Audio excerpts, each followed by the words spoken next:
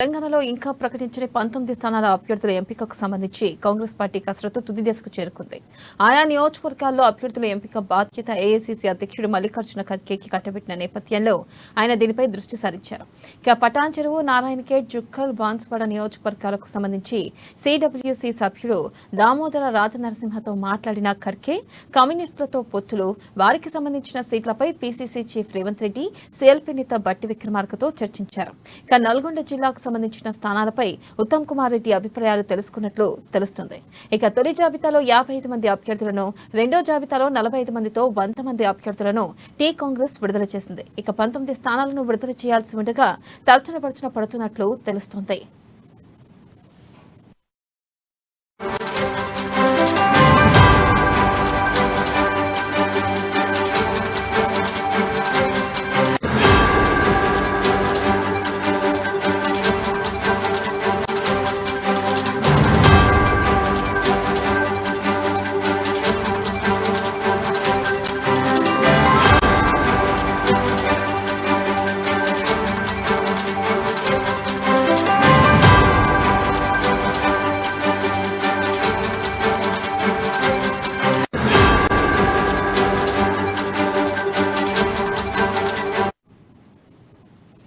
Breaking news చూస్తున్నాం. తెలంగాణలో ఇంకా ప్రకటించని 19 స్థానాల అభ్యర్థుల ఎంపికకు సంబంధించి కాంగ్రెస్ పార్టీ కసరత్తు తుది దశకు చేరుకుంది. ఆయా నియోజకవర్గాల్లో అభ్యర్థుల ఎంపిక బాధ్యత ఏఐసీసీ అధ్యక్షుడు మల్లికార్జున ఖర్గేకి కట్టబెట్టిన నేపథ్యంలో ఆయన దీనిపై దృష్టి సారించారు. పటాన్ చెరువు, నారాయణఖేడ్, జుక్కల్, బాన్సువాడ నియోజకవర్గాలకు సంబంధించి సిడబ్ల్యూసీ సభ్యుడు దామోదర రాజనరసింహతో మాట్లాడిన ఖర్గే కమ్యూనిస్టులతో పొత్తులు, వారికి సంబంధించిన సీట్లపై PCC chief Revanth Reddy, CLP నేత బట్టి విక్రమార్కతో చర్చించారు. నల్గొండ జిల్లాకు సంబంధించిన స్థానాలపై ఉత్తమ్ కుమార్ రెడ్డి అభిప్రాయాలు తెలుసుకున్నట్లుగా తెలుస్తుంది. తొలి జాబితాలో 55 మంది అభ్యర్థులను, రెండో జాబితాలో 45 మందితో 100 మంది అభ్యర్థులను టీ కాంగ్రెస్ విడుదల చేసింది. ఇక 19 స్థానాలను విడుదల చేయాల్సి ఉండగా తర్జన పడుతున్నట్లుగా తెలుస్తుంది.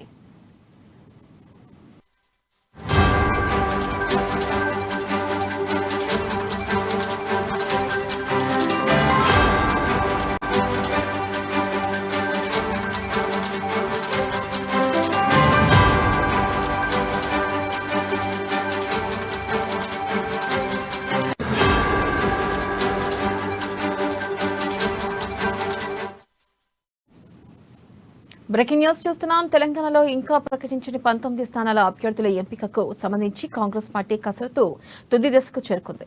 ఆయా నియోజకవర్గాల్లో అభ్యర్థుల ఎంపిక బాధ్యత ఏఐసీసీ అధ్యక్షుడు మల్లికార్జున ఖర్గేకి కట్టబెట్టిన నేపథ్యంలో ఆయన దీనిపై దృష్టి సారించారు. పటాన్ చెరువు, నారాయణఖేడ్, జుక్కల్, బాన్సువాడ నియోజకవర్గాలకు సంబంధించి సిడబ్ల్యూసీ సభ్యుడు దామోదర రాజనరసింహతో మాట్లాడిన ఖర్గే కమ్యూనిస్టులతో పొత్తులు, వారికి సంబంధించిన సీట్లపై PCC chief Revanth Reddy, CLP నేత బట్టి విక్రమార్కతో చర్చించారు.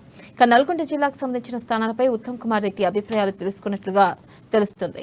ఇక తొలి జాబితాలో 55 మంది అభ్యర్థులను, రెండో జాబితాలో 45 మందిలో 100 మంది అభ్యర్థులను టీ కాంగ్రెస్ విడుదల చేసింది. ఇక 19 స్థానాలను విడుదల చేయాల్సి ఉండగా తర్జన పడుతున్నట్లుగా తెలుస్తుంది. దీనిపై మరింత సమాచారాన్ని మా ఇన్పుట్ ఎడిటర్ శ్రీనివాస్ అందిస్తారు. శ్రీనివాస్, చెప్పండి, అసలు 19 స్థానాలకు అభ్యర్థులని ఎప్పుడు ప్రకటించే అవకాశం ఉంది? అలాగే ఇంతవరకు ఆ 19 స్థానాల్లో అభ్యర్థులని ఖరారు చేశారా? అప్డేట్స్ ఏంటి శ్రీనివాస్? నిన్న ఏదైతే కాంగ్రెస్ పార్టీకి సంబంధించి ఇప్పటికే 1-2 జాబితాల్లో 100 స్థానాలకు సంబంధించిన అభ్యర్థులను ప్రకటన అయితే జరిగిపోయింది. ఇక తుది జాబితా బహుశా రేపు ఉదయం కానీ రేపు సాయంత్రం కానీ వచ్చే అవకాశాలు ఉన్నాయని చెప్పేసి కూడా ఢిల్లీ కాంగ్రెస్ నుంచి వస్తున్న సమాచారము.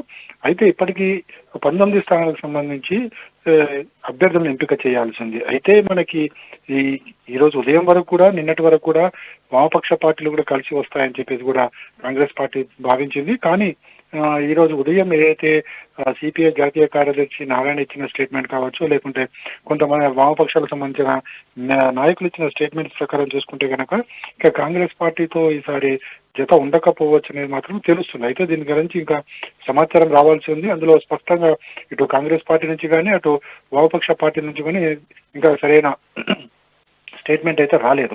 అయితే ఏదేమైనప్పటికీ కూడా ఈ ఇవి 19 స్థానాలకు సంబంధించిన అభ్యర్థుల జాబితా అయితే రెడీ అవుతుంది. ఇది చివరి దశకు ఉందని చెప్పొచ్చు. అంటే ఇప్పటికీ కొన్ని ఇంపార్టెంట్ స్థానాలు ఉన్నాయి. ఆ ఇంపార్టెంట్ స్థానాలకు సంబంధించి ఈ కసరత్తు జరుగుతుంది. ఎందుకంటే మనం ఉదాహరణకు కామారెడ్డికి సంబంధించి చూసుకుంటే కనుక అది ముఖ్యమంత్రి కేసీఆర్ పోటీ చేస్తున్నారు కాబట్టి ఆ స్థానానికి సంబంధించి చూడాల్సిన అవసరం ఉంది. అయితే అక్కడ నుంచి రేవంత్ రెడ్డి పోటీ చేస్తారని చెప్పేసి కూడా తెలుస్తుంది. అయితే దీనికి ఇంకా అధిష్టానం నుంచి క్లారిటీ రావాల్సిన అవసరం ఉంది.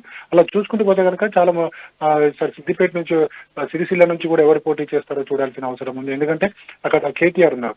అయితే కాంగ్రెస్ పార్టీ ప్రధాన లక్ష్యంగా పెట్టుకునేది అంటే కేటీఆర్ ను ఓడగొట్టాలి, హరీష్ రావును ఓడగొట్టాలనే ఒక లక్ష్యంతో కూడా ఉంది. కాబట్టి అధికారంలోకి రావడం ఒక ఎత్తు అయితే వీళ్ళ ముగ్గురిని ఓడగొట్టడం ఒక ఎత్తుగా కాంగ్రెస్ పార్టీ భావిస్తుంది. సో అందుకోసం ఈసారి 19 జాబితాల ఏవైతే అభ్యర్థులు లిస్ట్ అవుతుందో ఆ లిస్ట్ మీద అయితే కసరత్తు చేస్తుంది. మరోవైపు చూసుకుంటే కనుక కాంగ్రెస్ పార్టీలోకి చేరికలు ఇప్పటికీ కొనసాగుతున్నాయి. ఈ రోజు ఉదయం జలగం ప్రసాదరావు కూడా కాంగ్రెస్ పార్టీలో చేరడం జరిగింది. సో ఆయనకు సంబంధించి కూడా మరి ఏమైనా స్థానం కేటాయిస్తారా లేదా అనేది కూడా తెలుస్తుంది. అయితే జలగం ప్రసాదరావు ఆల్రెడీ ఇప్పటికే మాజీ ఎమ్మెల్యే కూడా చేశారు కాబట్టి అక్కడ జిల్లాలో ప్రభావితం చేయగలరు కాబట్టి ఆయనకు కూడా సీట్ ఇచ్చే అవకాశం ఉందని చెప్పేసి కూడా కాంగ్రెస్ వర్గాలు చెప్తున్నాయి. బహుశా ఈరోజు అయితే భేటీ అయితే మల్లికార్జున ఖర్గేతోని అటు రేవంత్ రెడ్డి భేటీ కావడం జరిగింది, దామోదర్ నరసింహ భేటీ కావడం జరిగింది, భర్తీ కూడా సమావేశం కావడం జరిగింది. అయితే మొత్తానికైతే అభ్యర్థుల జాబితా అయితే తుది దశకు చేరుకుంది. అయితే దీన్ని మళ్ళీ కేంద్ర ఎన్నికల కమిటీ ఒకసారి పరిశీలించిన తర్వాత ఫైనల్ జాబితాను ప్రకటించే అవకాశం ఉంది. అది రేపు సాయంత్రం కానీ ప్రకటించే అవకాశం ఉందని చెప్పేసి కూడా తెలుస్తుంది. వినిలా అయితే ప్రధానంగా చూసుకున్నట్టయితే ఇటు నల్గొండ జిల్లాకు సంబంధించి కూడా ఉత్తమ్ కుమార్ రెడ్డి అభిప్రాయాలు తీసుకున్నట్లుగా కూడా తెలుస్తుంది. మరి ఈ నేపథ్యంలో అక్కడ ఎవరిని అభ్యర్థులను ప్రకటించే అవకాశం ఉందంటారు శ్రీనివాస్? అసలు ఇప్పటికీ అంటే మనం స్పష్టంగా వీళ్ళని చెప్పలేం కానీ అయితే చాలా అయితే వాళ్ళ దృష్టిలో అయితే ఉన్నాయి. చాలా మంది నల్గొండకు సంబంధించి చాలా పేర్లే రావడం జరిగింది జిల్లాకు సంబంధించి. అయితే అవన్నీ కూడా ఇప్పటికీ కూడా రేవంత్ రెడ్డితోని అదేవిధంగా ఉత్తమ్ కుమార్ రెడ్డితో కూడా మాట్లాడుతున్నారు. ఖచ్చితంగా గెలుపు గుర్రాలకే టికెట్ ఇవ్వాలన్నది కాంగ్రెస్ పార్టీ లక్ష్యంగా పెట్టుకుంది కాబట్టి ఈ వారికి మాత్రమే ఇస్తారని చెప్పి కూడా కాంగ్రెస్ వర్గాలు చెబుతున్నాయి. చూడాలి మరి రేపు ఉదయమా రేపు సాయంత్రమా జాబితా వచ్చిన తెలుస్తుంది. Right Srinivas, thank you.